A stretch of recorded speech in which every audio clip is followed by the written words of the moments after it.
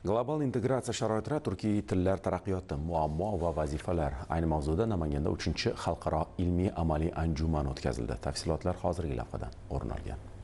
O'tkazilgan anjuman turkiy tillarning bugungi rivojlanish tendensiyalari, global integratsiya sharoitidagi o'rni, ilmiy-amaliy tadqiqot istiqbollari hamda til siyosatining dolzarb masalalari muhokamasiga bag'ishlangan xalqaro platforma vazifasini o'tadi. Mazkur anjumanga bu gal 25 dan ortiq davlatlardan turkiy tillar fidoyilari, tilshunos olimlar kelib ishtirok etdilar.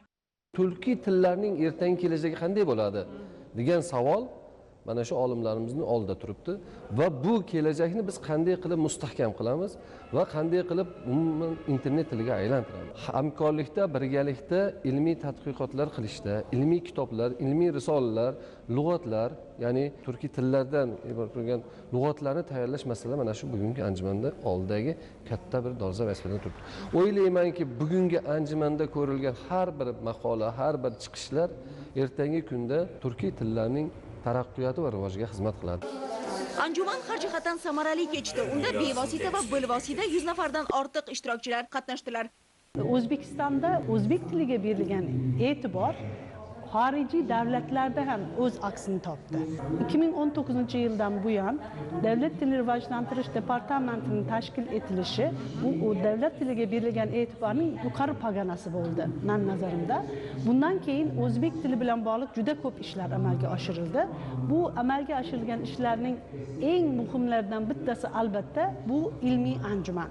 Chunki bu ilmiy anjumanda faqat O'zbekistondan emas, xorijiy davlatlardan yetuk mutaxassislar qatnashadi. Ma'ruzalarda har bir olim o'z taklifi bilan kelgan.